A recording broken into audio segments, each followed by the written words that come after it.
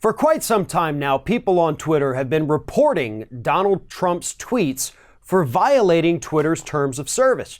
And in many instances, Twitter agrees, yes, this does violate our terms of service. However, we're not going to remove it because obviously this is, unfortunately, the President of the United States saying this, and this is within the public interest. So earlier this week, in an interview with the Washington Post, Twitter's head of legal policy announced that, you know what, we're actually considering a plan right now that would label Donald Trump's offensive tweets so that everybody would know that these tweets are offensive and they violate our terms of service.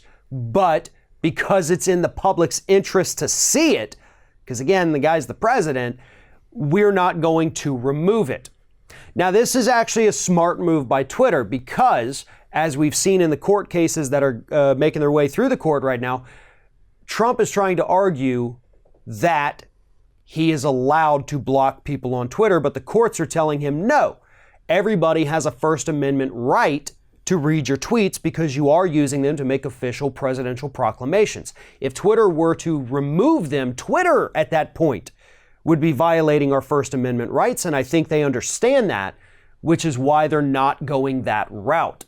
Instead, wouldn't it be better to be scrolling through your Twitter feed and suddenly see a big, massive warning saying that the idiot in the tweet below is violating our terms of service, he is insulting others, he's being a bully, he's engaging in behavior that Americans should not be engaging in? And then you look and you see it's from the President of the United States. I think that would be a good, big wake-up call for a lot of people in this country who seem to be a little bit on the fence. But it's not just Donald Trump. It's any politician, Twitter says. Listen, we're not just going to single this guy out, because trust me, there's plenty of bad actors out there here in the United States that also happen to be elected officials. And we may end up having to do the same for them. Or we may just reduce the reach of their tweets. We may just not let it get out there to as many people because it is so offensive, but it would still be available if you seek it out because it's in the public's best interest. Twitter is technically doing the right thing here. They're trying to not trample on anybody's First Amendment rights, but at the same time, they're not removing these offensive tweets because it is important to the public. It is in our interest, and not for the presidential proclamations. It's important for the public's interest because we need to see just how disgusting and lowbrow our president truly is. If, as we head into 2020, some people are still forming an opinion of the president, determining whether or not to vote for him, they need to be able to see who he is as a human being.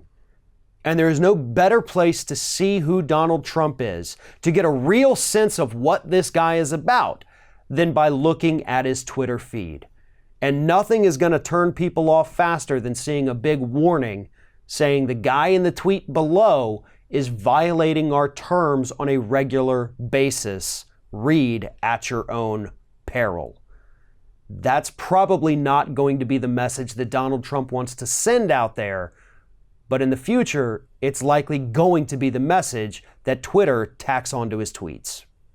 Thanks for watching, everybody, and don't forget, if you like what you see here, like, comment, share, and subscribe to our channel. And now you can also become a member of Ring of Fire and get exclusive early access to certain Ring of Fire videos all throughout the week. Just click on the little join button right below the video.